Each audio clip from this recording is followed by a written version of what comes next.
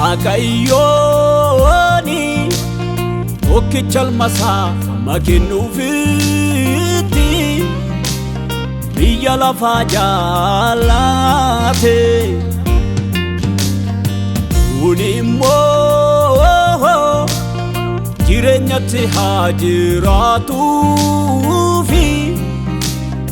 isatti kan amanate malee haa baduuf miti inni hin gammadu badii namaatti malee haa baduuf miti innoo hin gammadu badii namaatti siifannama yabbuleessa koo elaame yabbuleetti koo gooftaa Yesuusitti amanteetta yoo akkas ta'e jireenya argatteetta gooftaa Yesuusitti hin amanne yoo akkas ta'e situu badiitti of kenne kootu gara isaa kootu gara Yesuus kootu gara isaa kootu gara Yesuus kootu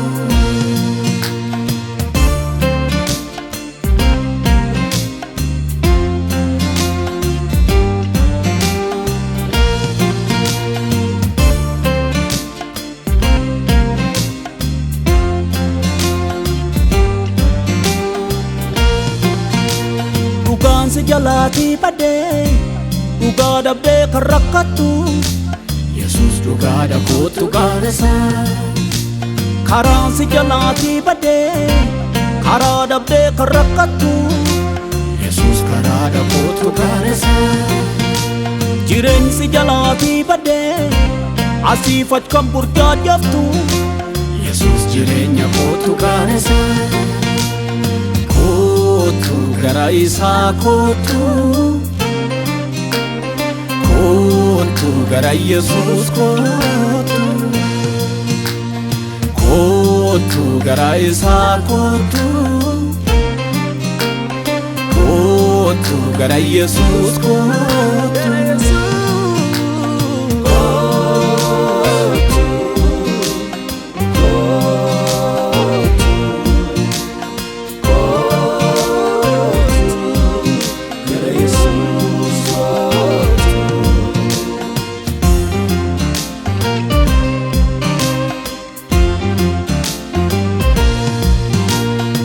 waan sittima gurra naa kenni dhaggeeffadhu obbolee jireenya kan kennu kan biraan jiru gooftaa Yesuus malee filannoon kan biraa jireenyaan ta'u ofumaa dadhabda ilma Waaqayyoot yoo amante garuu jireenya qabda filannoon kan biraa jireenyaan ta'u ofumaa rakkatta ilma Waaqayyoot yoo amante garuu jireenya argata kootu gara isaa kootu gara Yesuus kootu gara isaa kootu gara Yesuus kootu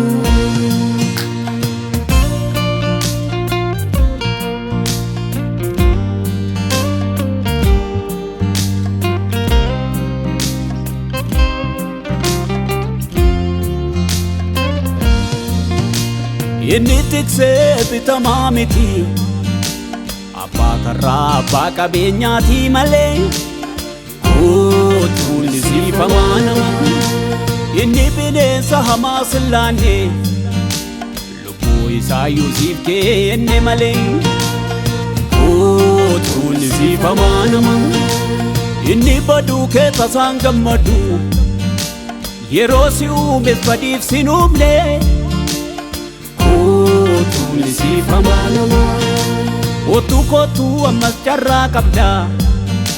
innammayyuu obsisaan nomne kootuun isiifamaa